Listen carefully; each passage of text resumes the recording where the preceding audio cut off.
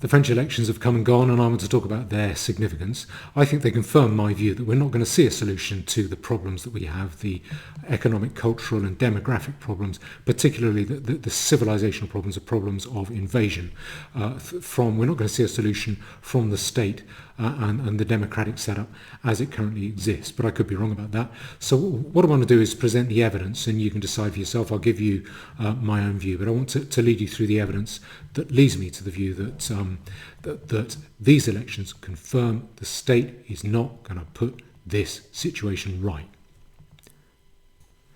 I want to start by comparing the election results of 2022 and 2017. So let me go to that page now. Okay, if you see that, that's the 2017 presidential elections. That's the Wikipedia page. Now, what I want to do is I want to go down to results. There we are, results. Now let's look at the table. What you see, in case you don't know, in the let me just explain. In the French elections, what you have is the first round. That's where you vote for the party you want, the party you like. The second round is where the two biggest parties they have a runoff, and that's where you get to vote for the party that you are okay tolerating, or you vote against the party that you really can't tolerate. Okay. So what I'm looking at here is how Emmanuel Macron and Marine Le Pen fared in 2017. These are the 2017 election. Now what you see was Emmanuel Macron, he got 24% of the vote in the first round, and Marine Le Pen got 21.3% in the first round. So that is, you can say that's their base. That's where your base votes for you in the first round. And then in the second round, the two leading parties, we had François Fillon. He was the Republican, I guess, kind of the conservative candidate. He was only 1% behind on 20%. And then there's La France Insoumise. That's the non-submissive France. That's a left-wing party, fairly hard left. Jean-Luc Mélenchon, he got 20% in 2017. But the two winners of the first round, that was Macron and Marine Le Pen, and they went into the second round. And Macron did really well. He trounced Marine Le Pen. He got 66% and she got 33%. So that's a 2-to-1 vote. That's, in this country, that would be called a landslide. So I'll come back to that, but now what I want to go through now is I want to go to the next one, and that is the results of the recent French elections 2022. Okay, so that's those are the results there. I'll just show you that. That's the Wikipedia page. Right at the top, 2022 French presidential election. Go down to results, and there what you see is Emmanuel Macron there. In the first round, Emmanuel Macron, he got 27.85. So he increased his base support in that first round by 4%. And Marine Le Pen, she increased hers by 2%. So she went up to 23.15. So not much. That's significant because Marine Le Pen did a lot in those 5 years to soften her image. She rode back from wanting to leave the EU. She rode back from wanting to leave the euro, and she softened a lot of what she was saying about immigration. She accepted that Muslims could be good French citizens, but she wanted to crack down on the headscarf. That was her flagship policy about immigration and the invasion. A pathetic policy, but I'll go through their policies in a minute. To what extent can these people be considered nationalist at all? They're certainly, in my view, that they're not far right, but I'll go through that in a few minutes. So what you see, 28% for Macron, 23% for Marine Le Pen in the first round. What you also see significantly, we see the socialist candidate, Mélenchon, he was at 22%, and then at 7%, what you see is Eric Zemmour. Now that I think is significant. That is the big change. That's a spanner in the works. That's the new element. what does that mean? I'll go through that in a minute. But then in the second round, that's where there's the runoff. That was between Macron and Le Pen. And Macron there, he got 58.5%. And Marine Le Pen, she got 41.5%. So she increased, her increase in 2017, her increase in the vote between first and second round was about 12%. And in 2022, her increase in the vote between first and second round was about 18%. So she increased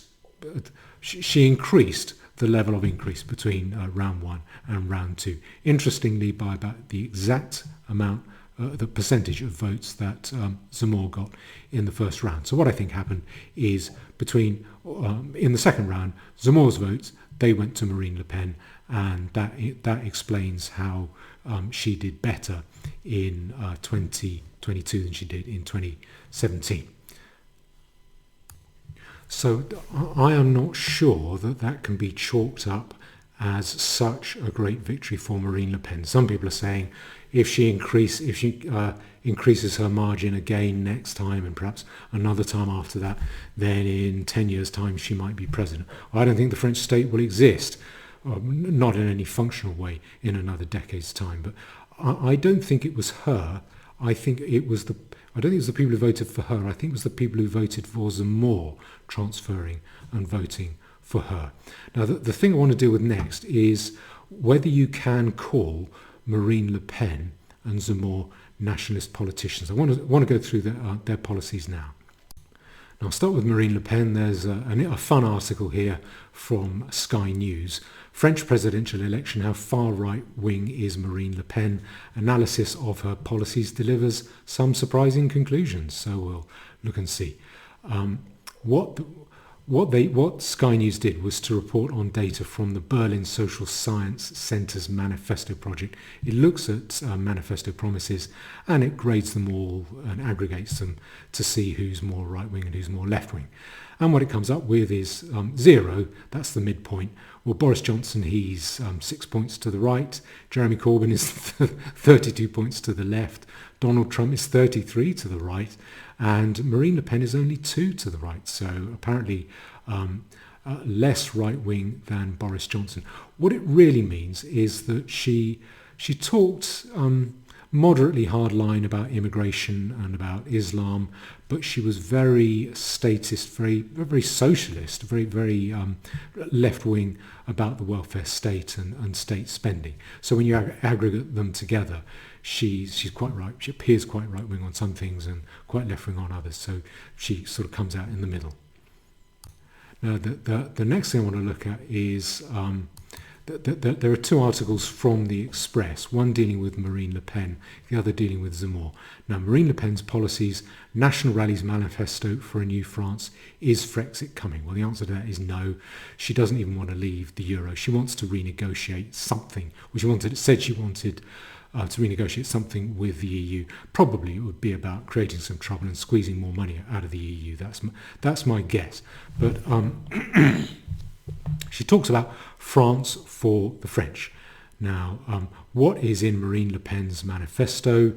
Okay, the bullet points here: deportation of undocumented migrants and foreigners convicted of crimes. So what that means is if you get an illegal immigrant who then commits a crime, you then start the whole cumbersome, very involved process full of one appeal after another, where someone, at the end of it, they might get deported.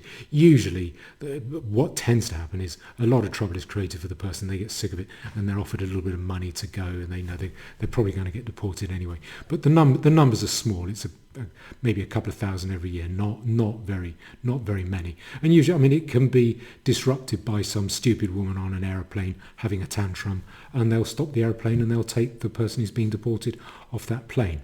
So withdrawing residency rights for migrants out of work for more than a year. So if you're an illegal immigrant and you go to France and you're claiming dole for a year, you get kicked out. Well, that's a surprise. Suppose I go to Singapore. I mean, just try claiming. They're not going to pay me dole. And I mean, if I'm an illegal immigrant. I mean, I'd be kicked out anyway, much more efficiently or much sooner than a year.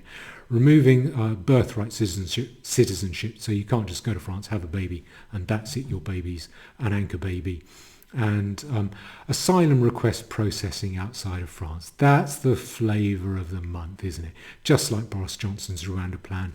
That is a gimmick. That is a way to do something with the right hand as regards illegal immigration, and then you can still carry on allowing massive amounts of legal immigration. So it's about bait and switch, about hiding your destruction of Western civilization in plain sight. It's a distraction mechanism.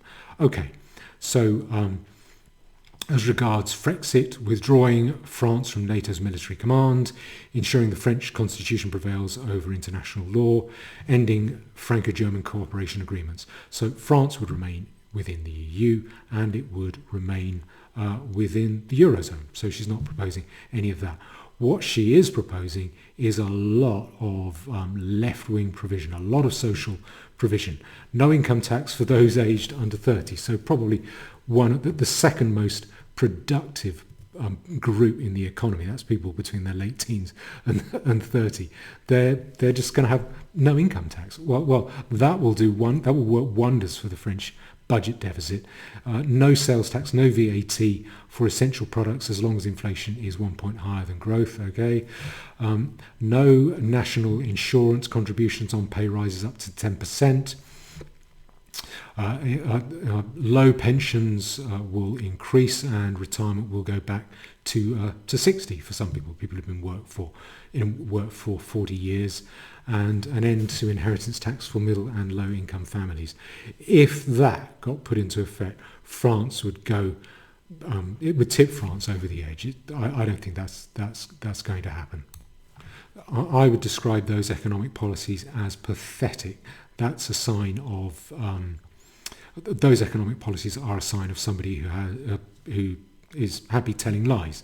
They're not serious about governing. She's just saying what she's saying in order to appear softer, so she can go on about how she's a mum who breeds cats and she wants to care for everyone with lots of welfare. Now let me go to Eric Zemmour. Now Eric Zemmour is another Daily Express article.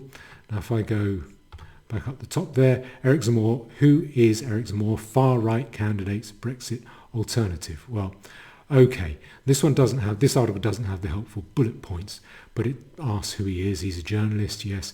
His economic policy. This doesn't describe his economic policies very well.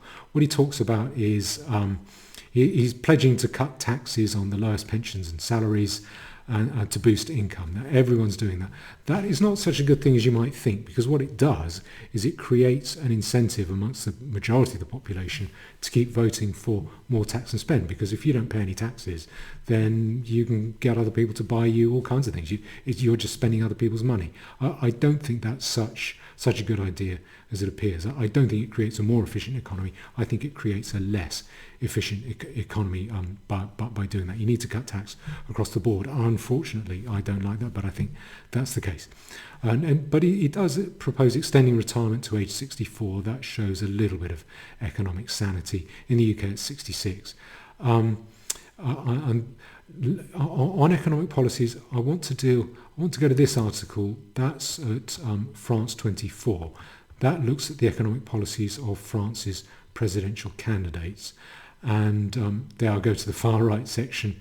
Now, this shows, I think, how bad their economic thinking is, and what a hole France is. There is the main problem, the thing that is going to bring down the state system, which I think will be a good thing, is the economics, that too much debt will crash the economies.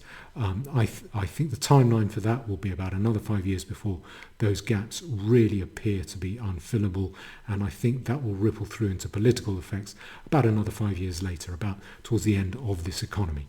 So Eric Zemmour wants to prove his credentials as an economic liberal, proposing a 15% tax cut for small businesses, artisans and farmers. How are you going to pay for that? France is broke. He also wants to reduce inheritance tax, abolish the tax entirely for the transfer of family companies, and to allow people to transfer property to relatives tax-free. He also proposes exempting primary residences from property tax and eliminating the annual TV licence.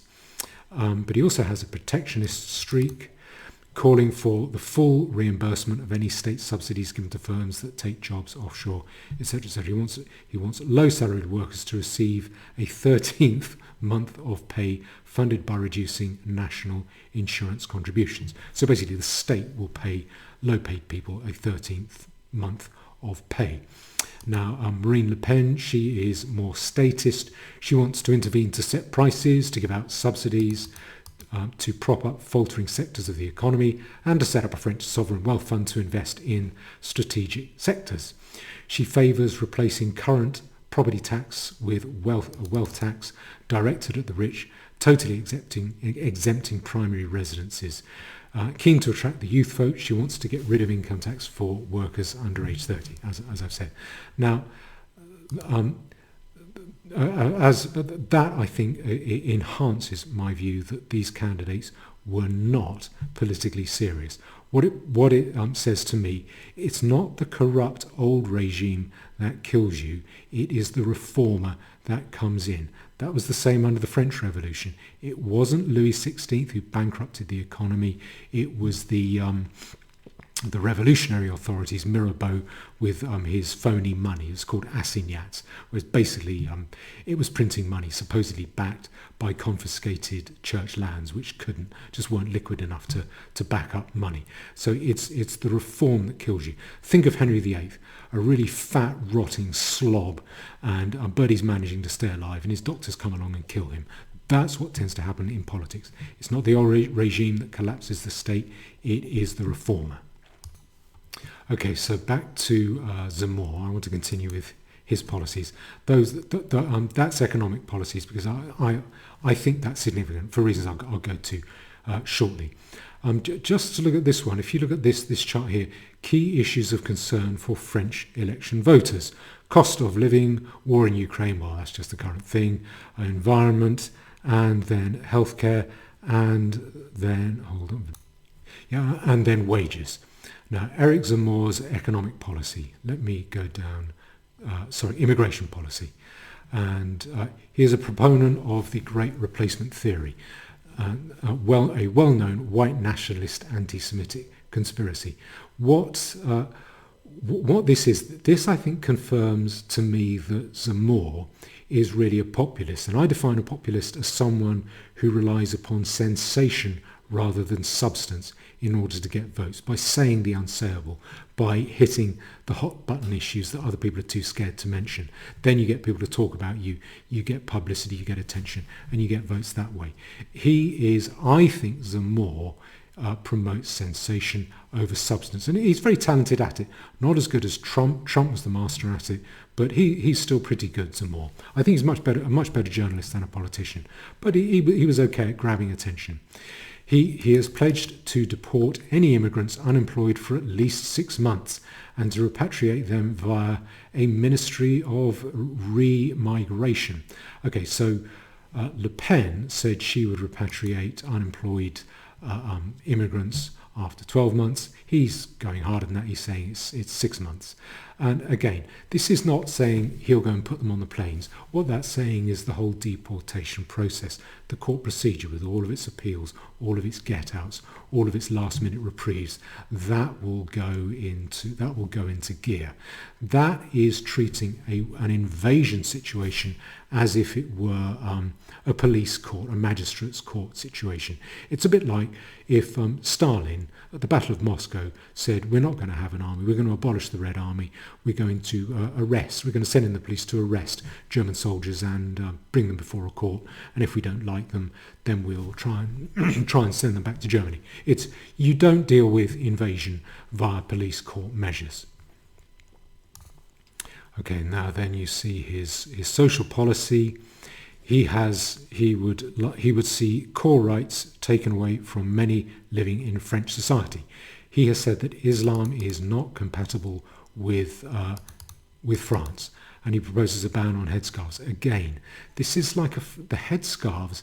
That's a flagship issue for these candidates. It's a way of appearing tough without actually doing anything. If I was a lying imam, I would be laughing all the way to the dole office every time I heard a politician talk about prohibiting the headscarf, because it's such a great way to distract attention from the real problem, which is numbers. I've done a video on this where I've dealt with numbers of invaders within France, and if you judge partly by school numbers, but more by more vividly, more precisely by sickle cell anemia tests, if you judge by that, then France seems already to be fairly comfortably past the point where 50% of its babies are non-white. So it's not just that they're non-white French, they are non-white.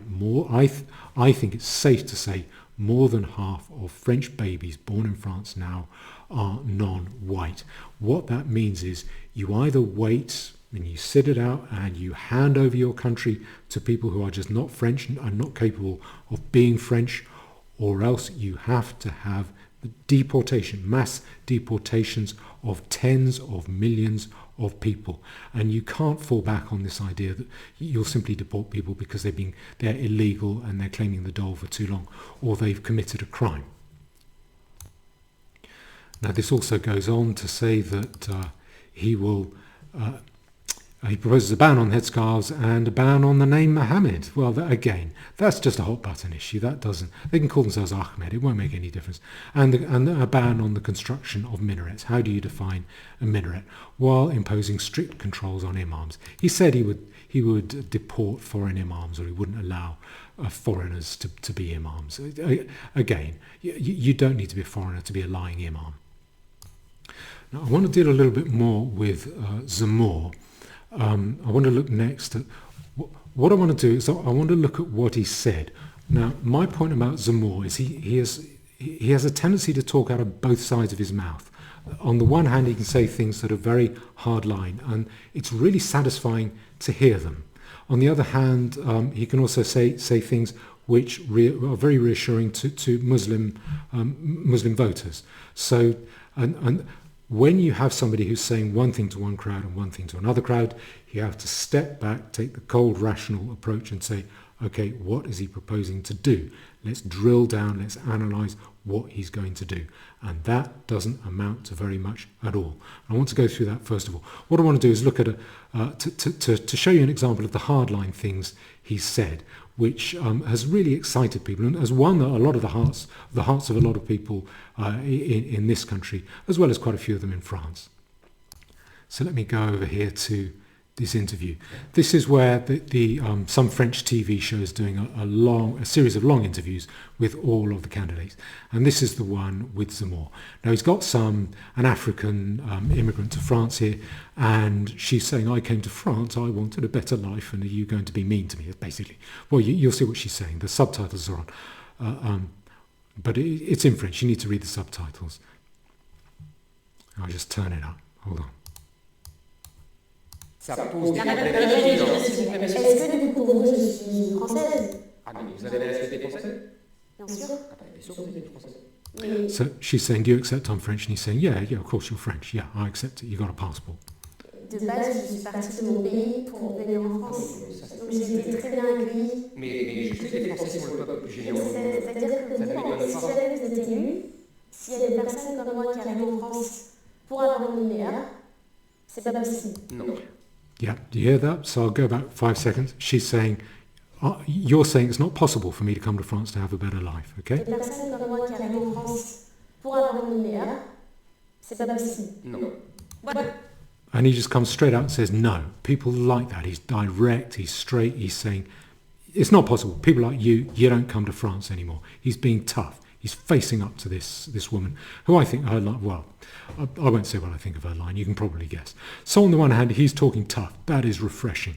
But I want to show you another clip here. And that is where about a week or two after that, I think he had a rally where he's talking about Muslim people. Again, I've got the subtitles on here. Let me turn it up. Okay. Non, je ne renverrai pas certains Français. Oui, je tends la main aux musulmans qui veulent Yes, I am reaching out to Muslims who want to devenir become nos frères. our D'autres le brothers. sont déjà. Oui, Many already are. tendons la main aux Français de confession musulmane qui veulent devenir nos frères. Il y en a. He's reaching out to Muslim people who want to be our brothers. Et notre main est ferme et sans compromission. Si vous faites de la France votre mère et de chaque Français votre frère, vous êtes nos compatriotes. So if you make France your mother, and if we're your brothers, then you are our compatriots. That's what he's saying. Well, how do you enforce that? What are you going to do? You're probably going to have one of those lousy citizenship tests or something like that, where people are asked, I don't know, how to make a creme brulee, or what are the colours of the French flag, or the words of the Marseillaise. It's total nonsense. That's what I mean by speaking out of both sides of his mouth. He says something really refreshing to that lady, saying, no, people like you can't come to France. And then he says, but if you're here, we're going to reach out to you, and you're our brothers, you're our compatriots. That won't work. The problem with France, you can't solve France's problems simply by stopping immigration or reducing immigration. You have to have really massive, across the board, pervasive mass repatriation in the tens of millions in order to solve France's civilizational problems. And that kind of talk, this is just talk, that doesn't amount to anything. So, okay, if you've got someone talking in two directions, what you do then is you look at what they're actually saying, what they're proposing, what the detail is. You have to get cold, nerdy and rational. So let's look at this interview here. That's with, I think it's an organisation called Unheard. I hadn't heard of them before, but let me just go back a little bit and you'll see, hold on, and I'll turn that up. So this is him being interviewed by an English guy. They are Algerians, Tunisians, Moroccans. We send their compatriots back to them. They are not French. Des Algériens, des Tunisiens, des Marocains, nous leur envoyons leurs compatriotes. C'est pas des Français, ça. Hein. Après, si vous voulez, imaginez que vous ayez des délinquants français en Angleterre, ils font leur peine en Angleterre, et après vous les expulsez, vous les renvoyez en France. Yeah, he's saying if you have a foreign invader in Britain and he commits a crime, you send him back. Well, actually, we don't. So. C'est tout à fait normal. Et les Français sont obligés de les reprendre. Ce sont des compatriotes. Là, c'est la même chose. Bon. Ensuite, il y a une deuxième partie qui est no, he's talking about dual nationals. les couples nationaux. Il y a beaucoup people with two passports. De franco-algériens, de franco-marocains, de franco-tunisiens, de franco-sénégalais. Je propose d'étendre les cas de déchéance de la nationalité pour ces gens-là. C'est-à-dire quand il y a des crimes, quand il y a des délits, ils seront privés de la nationalité française. Et là aussi, ils seront donc plus que algériens, tunisiens, marocains, et nous les expulserons dans leur pays. Vous voyez, déjà là. Par ailleurs, so what he's saying, if you've got two passports, you commit a crime, we'll take away your French passport, we'll kick you out of the country. What that really means is we will start the laborious process of repatriation. Okay, now listen to what this interviewer says. All citizens. Oui, only the Jew. So having in the Zemmour regime, having a second passport. C'est pas Zemmour régime, ça s'appelle la République française. But la France faisait cela jusqu'aux années 70. Okay, but in your... So again, let's go back to the good old days. He's really skilled at saying what people want to hear. It was always like that before. Let's go back to when it was all fine. It was all nice.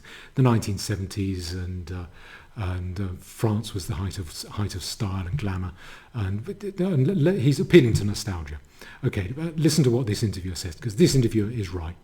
Proposal, having a second nationality means that if you commit a crime, you will lose your French citizenship. Exactement. So if I was someone with two passports, I would make sure to get rid of my other nationality very quickly before this happens, because it puts me in a very vulnerable position. You don't think that will happen? Peut-être, à la marge. There. he's caught him. Look at the look on Zemmour's face. He's been caught out. That interviewer is right. What you'll get, if Zemmour came to power and he did what he said he was going to do, you would immediately get a cottage industry of bent Algerian, Moroccan, Senegalese bureaucrats working in the consulates and embassies in France, just flogging off perfectly legal, perfectly official renunciation of citizenship certificates. Basically, you go in. So if you're up on trial for a burglary or a rape or some serious crime, you go. You pay €100. You get your certificate with the stamp of that embassy on it, saying that you have surrendered your Moroccan citizenship. And then when they want to deport you, you say you can't deport me anywhere. I've surrendered my citizenship. It's all phony. You know you can always go back to Morocco if you want to. They won't turn you away. But it will defeat that French process. Anyone can surrender their citizenship if they want to. Americans occasionally do it if they want to avoid paying dual tax in America. My point is that I don't think Zemmour I don't think any of that counts as very strong nationalistic policies. I don't think there's anything that breaks the mold there. His language is very different. It shocks and gratifies you. You can't help but think, oh, good, at last someone is saying the unsayable. But he's not going to do the unsayable. He's not doing anything that hasn't already been tried. Somewhat's been tried and failed. So I don't think either he and Marine Le Pen was softer than him. He was considered more far right than she was. So query whether either of them were nationalistic candidates. The problem is that I don't think the French public really want practical, effective nationalistic policies from their politicians as well. The deal between the public is the same in our country. It's the same in French. I may sound like I'm being anti-French. That is not my intention. In many ways, in some ways, we're doing worse than them. In many ways, although they might be worse than us, it's not by much. And they're achieving a hell of a lot simply by it takes some doing for them to be in a worse situation, a slightly worse situation than we're in. The deal between the voters and the politicians right across the Western world, certainly in Western Europe, is we the voters, as long as we can keep the welfare drip feed in our arm, then the politicians can keep trashing our civilization as much as they want. People put survival before civilization. Civilization exists in order to facilitate survival. If the choice is between survival and civilization, people will choose survival. And in a big state welfare state, survival means state management of the economy, state management of welfare. So we in Britain and in France, we are keeping on voting for the state so that we can keep the welfare teat in our mouths, sucking on it like a baby with two stomachs. And the deal is, you politicians, you can wreck society as much as you want as long as you keep that welfare teat in our mouths. It's degenerate, it is decadent. It will lead to the breakdown of the state system. That is not a sustainable basis for a state system. Our state systems will break down. I think that will be a beneficial thing for the state systems to break themselves down. But that is the deal. And the problem, my criticism of the excuse that I make for people like Zemmour and Le Pen is that the French public and the British public as well are not in a mood to look yet at serious policies that will save our civilizations. Again, I go back to this chart there from that Daily Express article about Zemmour, where it shows the things that the French are concerned with.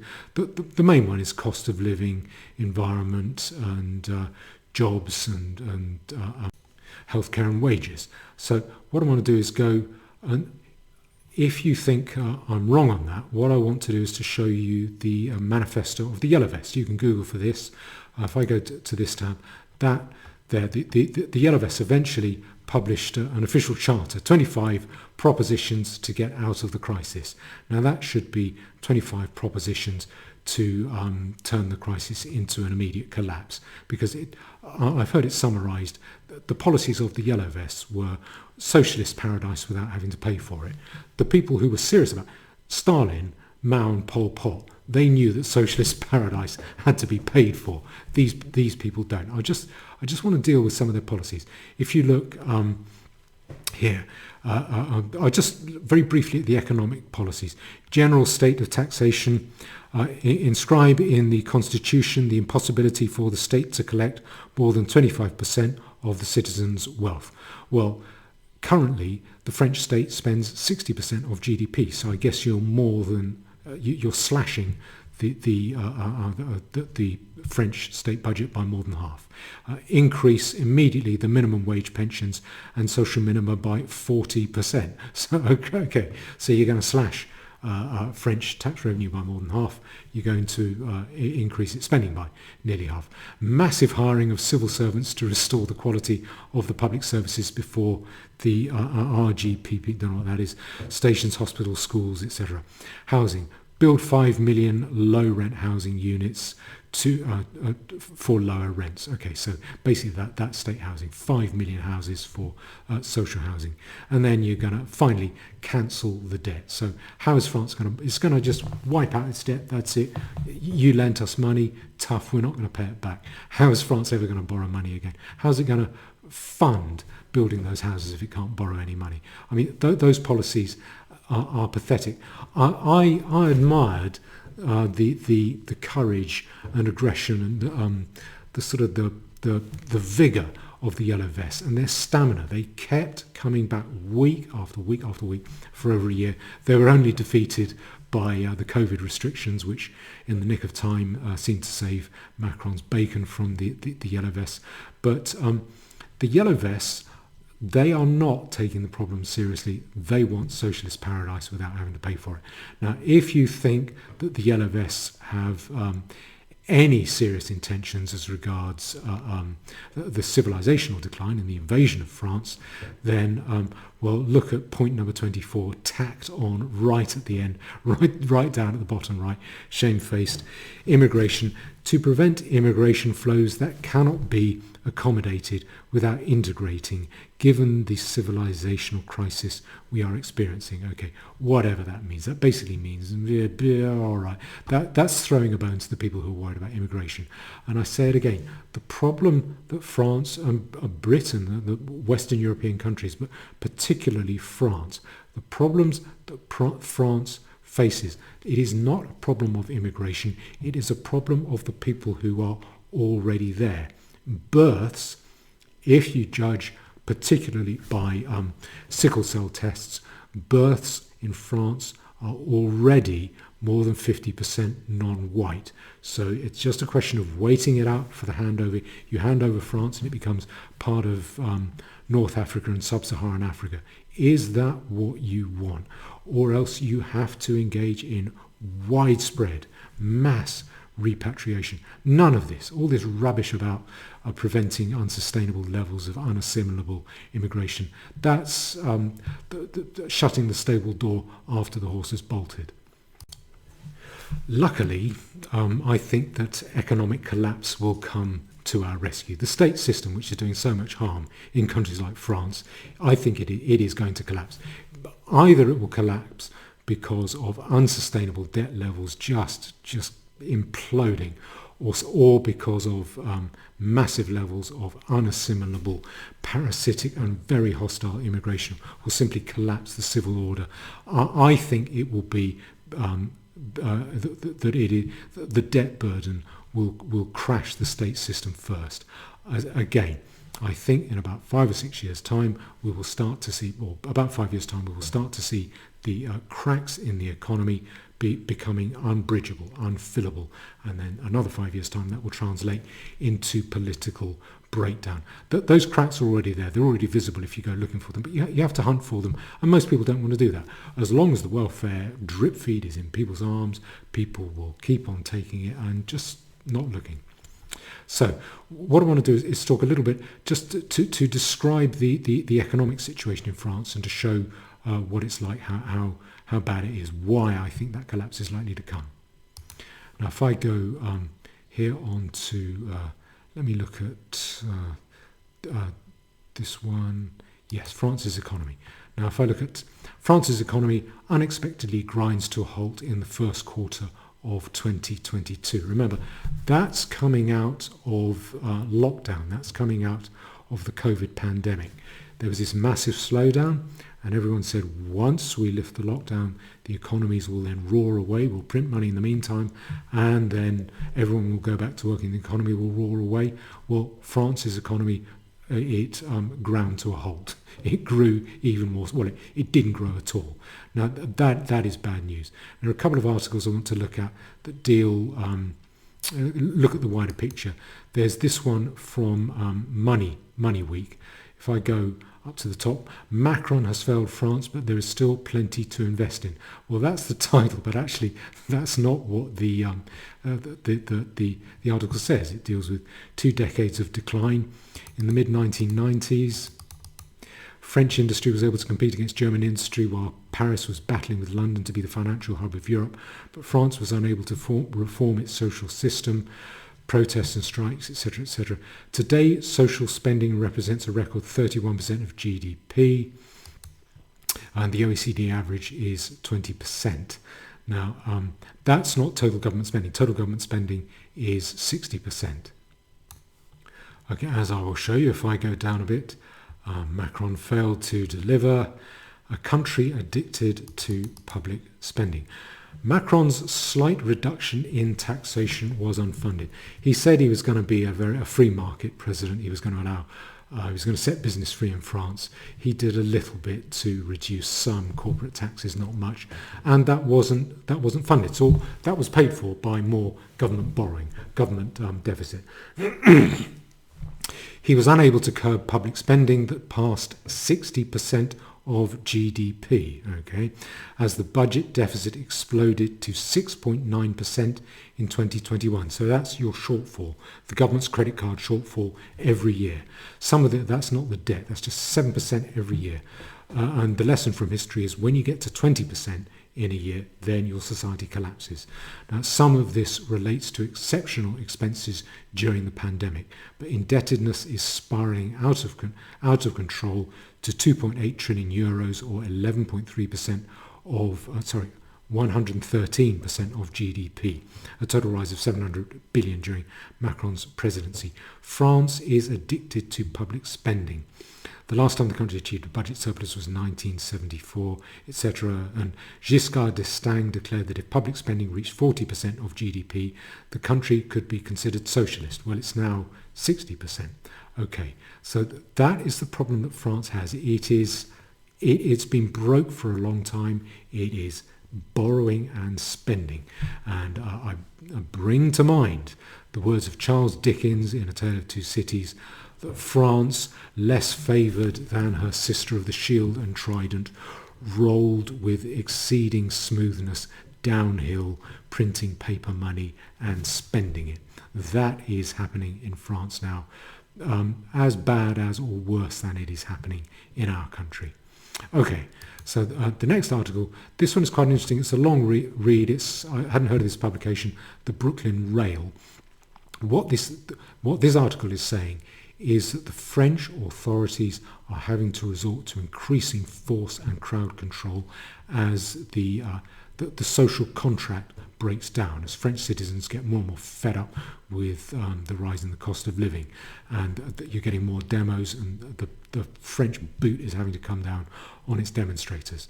So it talks about the symbol of this article is the LBD-40. That's a handheld riot control gun that'll take your eye out or crack your skull. Okay, now this paragraph is where the Interior Minister, that's the Home Secretary in France, he says, indeed, French society is growing increasingly savage, according to Interior Minister Gérald Darmanin.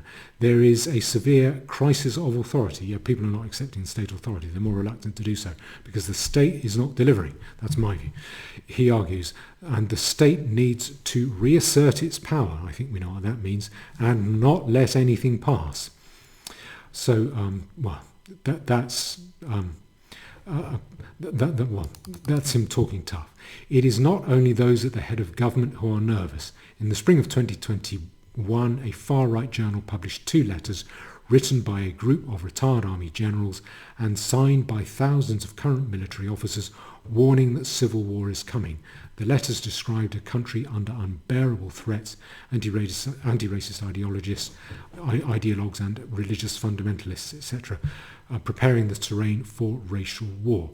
So, and then what you found was that French people expressed similar concerns. 73% of respondents believed that French society is breaking down, whilst 45% thought that a civil war is indeed about to explode. Now, those are the kind of sentiments that are pre-revolutionary. I think you can see why I think the state systems in our countries will break down once the economy breaks down and the welfare state no longer pays out and the economy just crashes. Then I think people are the welfare drip feed will get ripped out of people's arms and people will wake up in a bad mood and they will no longer accept the authority of the state and the state itself will break down. That's what I think is likely to happen. But the solution to that, that is not coming from the French public. The French public are saying quite hardline things to pollsters. They're not actually proposing any solutions. In France, and this is where I think France differs from Britain, in France, what you're getting is that solutions are getting proposed by the army and by the security apparatus. I recall about a decade ago, a buddy of mine in France said he was doing talks about anti-immigration, anti-Islam talks in France. He found it was very difficult to get members of the public to turn up, so he started doing them in private, in people's houses, people's living rooms, and he found that a lot of the people that were really hungry to attend were people who were part of security apparatus or the Gendarmerie Nationale or soldiers. They were the ones who were awake and alive to these threats. Now, what I want to do is to look at here is a little bit of the history of this. What you see here is in 2016, what you might recall is this is a general called General Picmal. He was the head of the French Foreign Legion, so I guess he knows something about multiculturalism. And the French general faces court over banned anti-Islam rally. That was an anti-Islam, a rally in Calais. He spoke to it. He told off the riot police because they didn't stand to attention when they were singing the French national anthem. He got arrested and then he had, I think, a little heart murmur and he spent a night in hospital and he came out of hospital the next day and pretty much completely retracted what he'd said. And no one knows what was said to him whilst he was in hospital that night that caused him to retract what he'd said. But again, my point is that it is the military who are talking about solutions, saying civil war is heading our way, we've got to do something about it. Then what you get here in 2016, you have the head of the French security system, I forget the name of the French name of it, saying we are on the brink of civil war, warns French intelligence chief.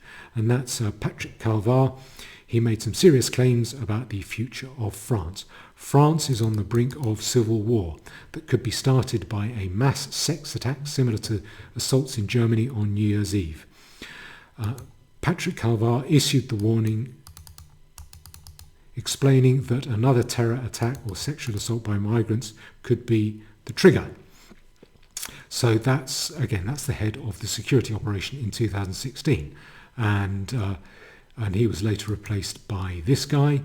And France's he replaced a previous guy who then in 2022, just about a month ago, France's former intelligence chief warns against possible civil war due to mass immigration.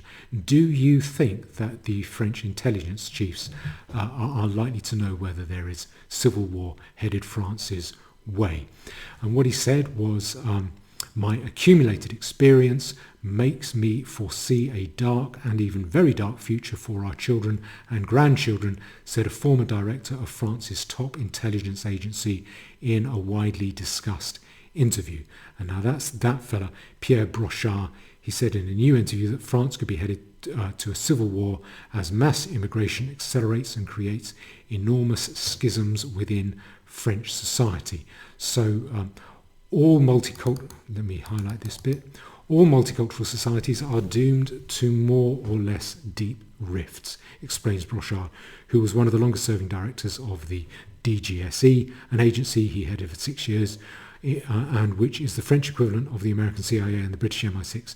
In such a situation, it happens that minorities are violent winners and majorities are placid losers. He's basically saying, listen, French people, you got to stand up for yourselves. The so-called minorities, that they're going to get you. And we see similar things, well, exactly the same thing, coming from the French army. What you saw, you might recall, in 2021, about a year ago, I think about 1,000 French senior officers wrote a letter to the French government saying there's civil war coming, you've got to do something about it. The French government said, you can't write a letter like this, we're going to get you, we're going to prosecute you, you're just soldiers, you can't talk this way. And then over 100,000 soldiers then wrote another letter saying, no, you're not going to get us, we're going to go on the front foot against you. Now I mean you can read this article for yourself, it's on the BBC, but here's the, if I just read this bit here. The new message criticised the French government's response to the elders who signed last month's letter. Did they fight for you to allow France to become a failed state? That's what they're talking about. They're right. If a civil war breaks out, the army will maintain order on its own soil, the letter went on to say. No one can want such a terrible situation. Our elders, that means the generals and retired generals, our elders know more than us, but yes, civil war is brewing in France and you know it perfectly well. So they're basically saying, yeah, don't give us any of your nonsense. You know civil war is coming. If it does, we, the army, will take over. And that has been really since 2016. I've been hearing that from soldiers, well, actually for a decade I've been hearing about soldiers and security personnel who understand what is going on, understand the severity of the problem, understand the severity of the solutions that are necessary. And I want to compare that with the British Army. Tell me which you prefer. I'll tell you which I prefer. Now that's what the French Army is saying. Let's look at the British Army. Okay, now this is from 2016. You can, if you Google around, you will find, I've seen other stories of this that have disappeared from the internet somehow, not just this visit, but other things like this, where soldiers visit a mosque, take their shoes off and do the bowing and scraping bit.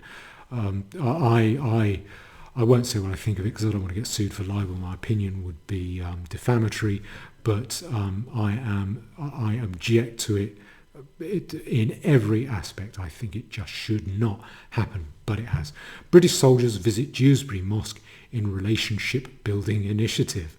Okay, now the picture from Facebook appears to have gone. I think the picture is this. I want to show you this picture. You see that? That's the British soldiers doing relationship building in a mosque. You see them there in their fatigues. That lady there with her hair in a bun. That gentleman with his bald head. I don't know who he is in the suit. That's some other. That fellow looks like his head is up the bottom of that imam.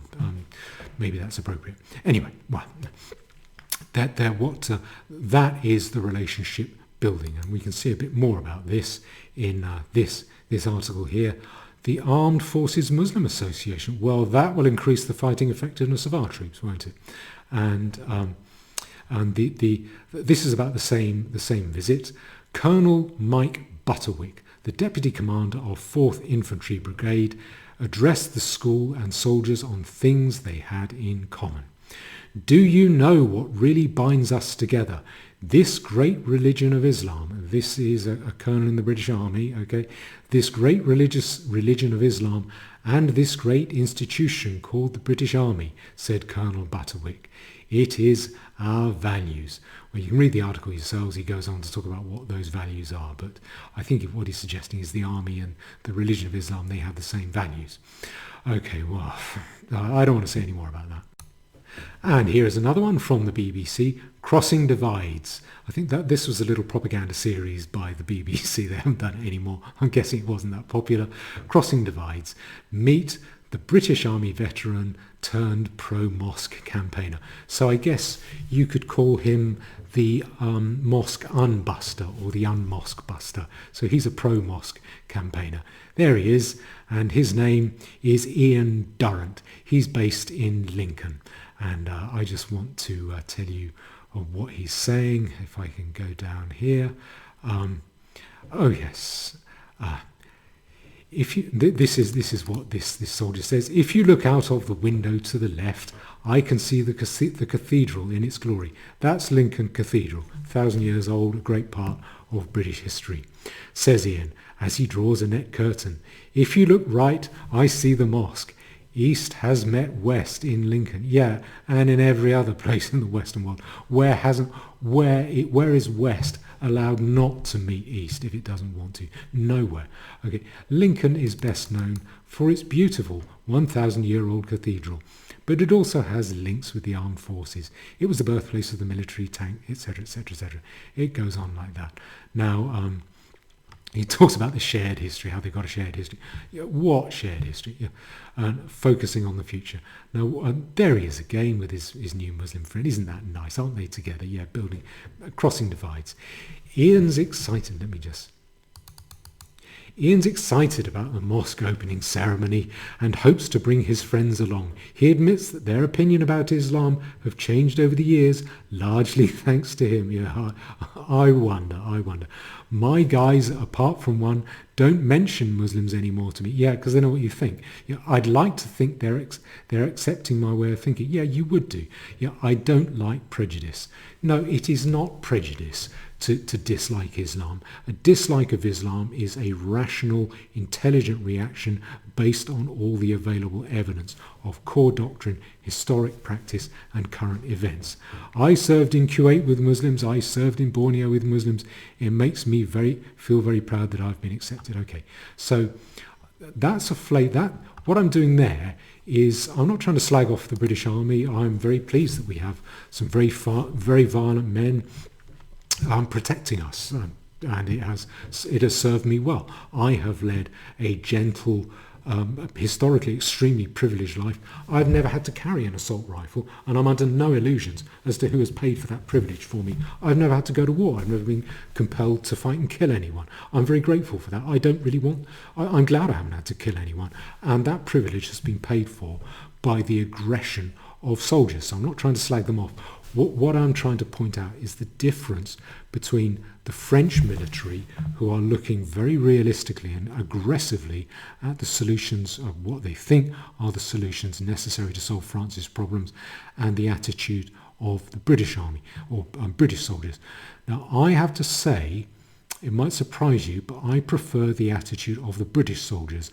I like soldiers who take orders. I don't like renegade colonels. I don't like Napoleon figures. I don't like civilian leaders who decide they're going to put on military garb and award themselves loads of medals. Military regimes fail. Largely the reason they fail is they're very bad at running economies. They're very bad at imposing law effectively, which might seem strange. They can repress through fear, but they can't create law. They're very bad at that. And law is a primal human need.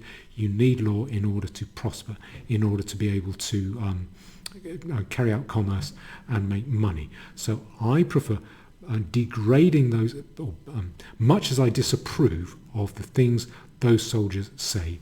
I prefer those soldiers to what the French soldiers are talking about.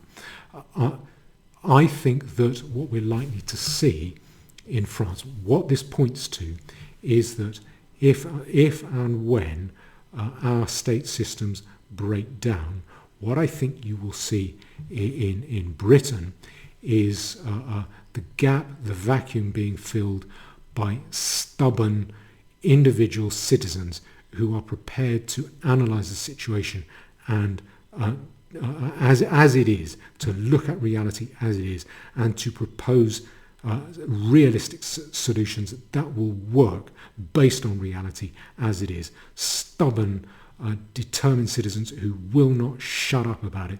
They are likely to come out of society and to be the people who do something, who create solutions. And I think I like that. I think that is probably what we are going to do in the Anglosphere. I think that is better because I think that is compatible with freedom, because individual citizens tend not to carry guns. They tend not to drive tanks. They tend not to rule but by coercion. They tend to rule by proposing solutions that other people like and that will work. I think that is what we're likely to do in this country within the Anglosphere. What I think we're likely to see in France, if the state breaks down, is that people will flock to the military and the security apparatus for protection and for solutions. What has been said, what Milton Friedman said, is that when there is a crisis, the ideas that people pick up are the ideas that are lying around. In France, the ideas that are lying around are the ideas that have been, the realistic ideas that have been put forward by the military. I don't think the military can solve those civilizational problems. I don't think you can repatriate tens of millions of people with tanks. I don't think you can ethnically cleanse that number of people via aeroplane coercively. It is not the same situation as existed in the former Yugoslavia, where you could do it. You could chase people 10 miles down the road at the point of a gun turret on a tank.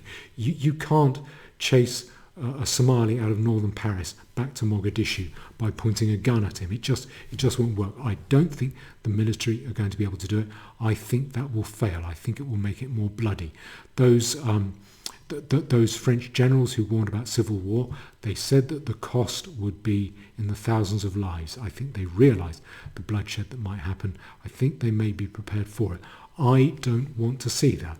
I think what is necessary for this generation is to find ways to solve the problem that are reasonably humane, that are orderly and that avoid bloodshed and violence. How to repatriate very large numbers of people in a reasonably consensual and orderly way. The way that I think that will happen in Western society, in this country, is I think the state system will break down. When the state system breaks down, people will still have the primal need for law. Without law, everyone lives in poverty. The big ones eat the little ones. The wolves hunt the sheep. You need law because human nature is not perfect. When human nature becomes perfect, then you no longer need law. We're a long way from that. So, and people will seek to meet their need for law privately, because if the state no longer exists, the state can't provide you with law. Then I think people will look to provide law through consensual means, voting with your feet rather than voting with your ballot, by joining effectively clubs, mutual societies, a bit like joining an insurance scheme. You join this system to show that you submit to an enforceable code of law so that other people will continue to feel safe living with you and trading with you. I think that means that society is moving away from the state. We're at the beginning of the end of the age of the state, and we are moving to a system of what I would call self-government. And when people make decisions on an individual basis, people make very intelligent, very hard-headed decisions. And under such a system where you effectively join government, you join legal systems by voting with your feet, then people will do it in a really hard-headed, cold-headed, clear-eyed way. And all of the phony utopian ideas that we have at the moment, multiculturalism, the trans madness, the cradle to grave welfare, that will go out of the window. nobody, no English person, and I think in a similar way, no French person has any incentive to join a system that allows, for instance, the presence of Islam, the practice of Islam within it, because Islam brings no benefits and only harm. What reason would any family, any parent of children have to want to join a system that allows Islam within it? What I think that will then lead to is the hardened separation out of populations and then the gradual squeezing out of invader populations. And I think that is the way that we will get back our societies, our countries. I think the Anglosphere countries, the English, I think at the moment it looks as though we are going to lead the way on that. I think we will lead the world on that method, which will be a much more consensual method of getting people to leave, because they get separated out. They're no longer riding the gravy train, they're no longer riding high on the hog. They find that their own areas are collapsing fast. It's really unpleasant. The weather's not very nice. No one likes you. Go back to a country where people do like you, the weather's nice, and where you can at least survive. And I think that is what is going to happen. That is how we will accomplish very, very wide-scale repatriation. From the evidence from these elections and from what is happening in France is that France, I suspect that France will go through a period of military rule, perhaps military dictatorship, which could prove quite repressive and quite bloody in the meantime before it adopts the methods that I'm talking about. I think the methods I'm talking about will be successful. I think military rule will fail. I think that is a shame for France, but I can see how France will be very, very tempted by that. The reason I think that, now I want to go back to the results of the French election. The reason I think that is because the main difference in these elections over the last elections is that 7% of the electorate voted for Zemmour's hardline talk. Now let me just go back to those results. Now this is where I started this video with the results of the 2022 election. Again, the thing that is different from the last election is that 7% that Eric Zemmour got. I don't think he would have been a very good politician. I think he's a really first-class, excellent journalist. I don't dislike the guy, but I don't think he would have been a successful politician. But that 7%, that is the one big difference between these recent French elections and the French elections of 2017. What I think that represents is a small proportion, 7% of the population, saying this contract between us and government is breaking down. Government is no longer delivering, and the economy is starting to crack. The welfare state is starting to crack.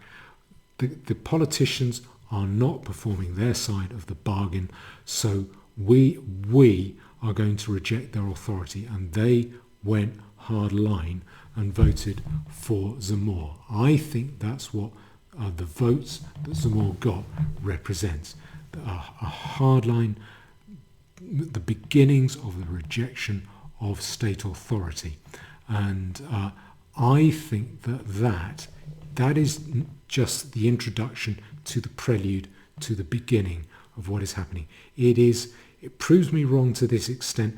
I would have expected people to do what they've done for centuries in France and to do what the Yellow Vests did, simply to resort to more winkling out of the cobblestones and chucking them at the police in the same way that they used to chuck them at the bewigged soldiers in 18th century France. I'd have thought there'd be more of that, and more cries of long live the king, but we hate the ministers, that kind of nonsense that rioters get up to. I'd have thought there would have been more of that, because that tends to be what was happening in France.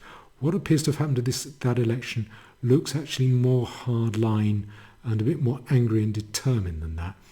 And I suspect that means that when the rupture comes, people are going to look for people a lot more hardline than Zemmour. And that, I think, will be the French military. I think that's just we're seeing the very, very beginnings of that. That's what I detect. That's what I think the 2022 French election shows. I think that French election shows overwhelmingly that nothing else has changed. That as long as the system continues, the French people are going to carry on going along with it until they don't. But that position has not been reached yet. And that is what I think those elections show. Thank you.